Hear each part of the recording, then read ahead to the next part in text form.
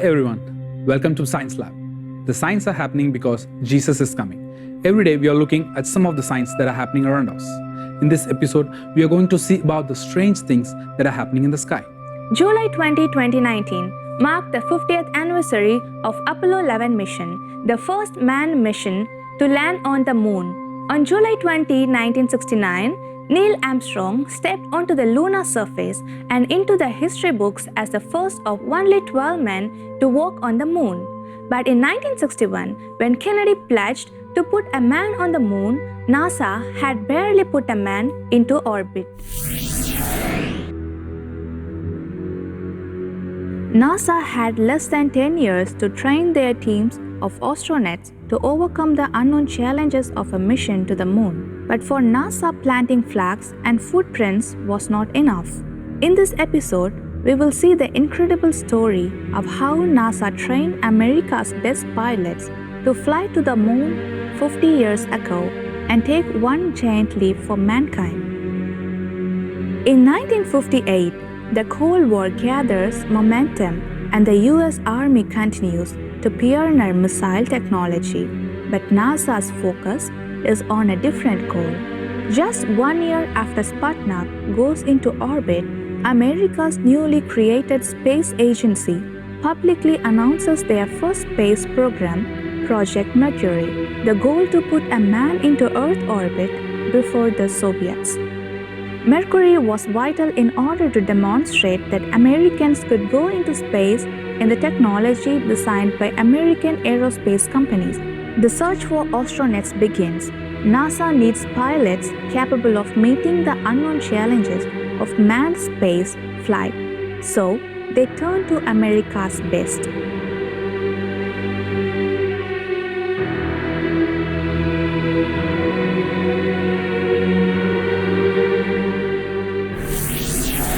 The military done a lot of testing on high altitude, high-risk stratospheric research.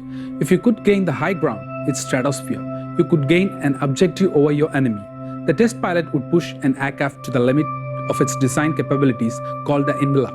So, for the first selection of astronauts, what became the Mercury 7 group, they were exclusively drawn from the US test pilot community, some from the Navy, some from the Air Force, some from Marines, but it was test pilots really being the prime focus for America's first class of astronaut candidates.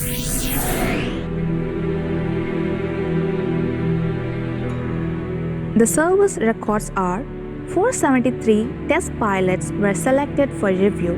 110 met the basic qualification. Each must be a graduate of a Navy or Air Force test pilot school. 1,500 hours of flight time, qualified in jet aircraft and engineering background.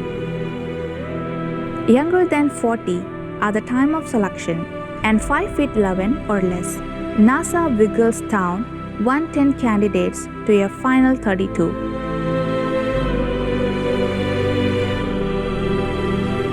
On April 10, 1959, NASA announces the name of the men chosen to fly America's first manned space program: Alan Shepard, Gus Grissom, John Glenn, Scott Carpenter, Wally Schirra, Gordon Cooper, and Ted Slayton become known as the Mercury 7.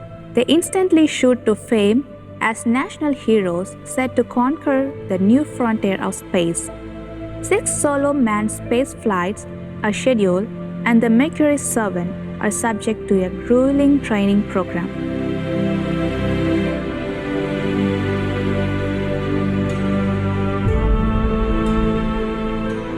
Following their selection, the men reported for their training.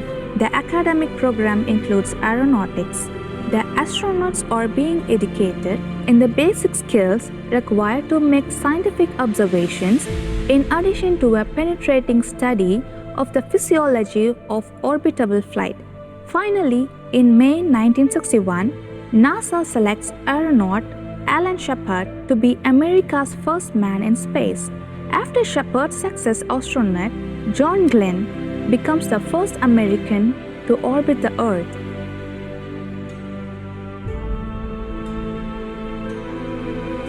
The 6 Mercury missions or a resounding success pioneering procedures in orbitable science and training.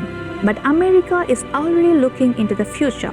Inspired by Mercury's achievements, President Kennedy makes a bold declaration to the world.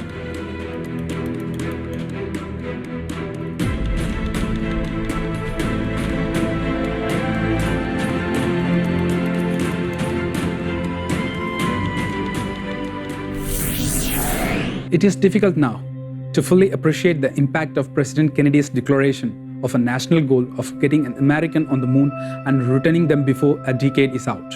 The space age was barely 4 years old. The Americans were behind the Soviet Union and what they are trying to achieve, and suddenly they are being told that within 10 years they have got to achieve what too many people seemed impossible. It was a pretty wide shock that suddenly we were leapfrogging from one man in Earth orbit for no more than a day and a half to 3 men going 250,000 miles on 2-week mission to the moon and back. That was pretty hefty shock. There were an awful lot of unknowns that had to be faced, that had to be planned for, and an awful lot of tests flying in the environment of space that had to be achieved.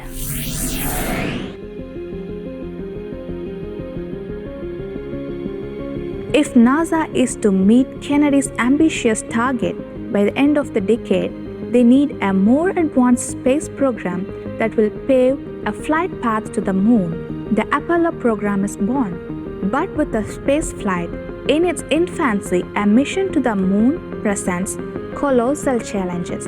Apart from designing and building the new Apollo mission, Harvard NASA will require a new breed of astronaut to meet the unprecedented complexity of a lunar mission.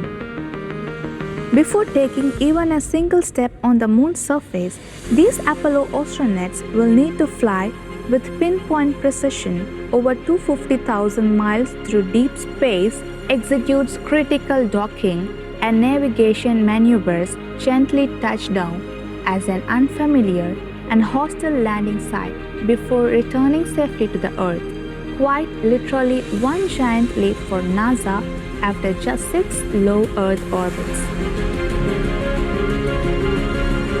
To bridge the technological divide between Project Mercury and the Apollo program, NASA announces Project Gemini, a more advanced 2-man space program.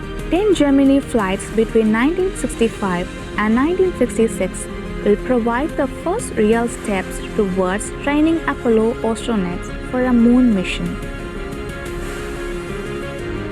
16 Gemini astronauts are chosen for advanced training.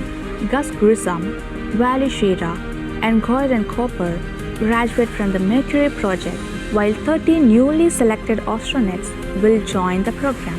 All military test pilots with advanced engineering degrees, with the exception of Neil Armstrong, a civilian test pilot already working for NASA.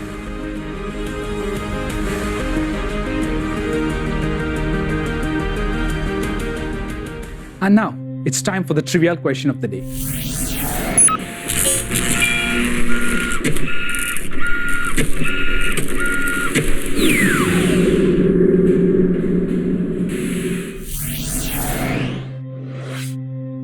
Which country launched the first rocket in the world?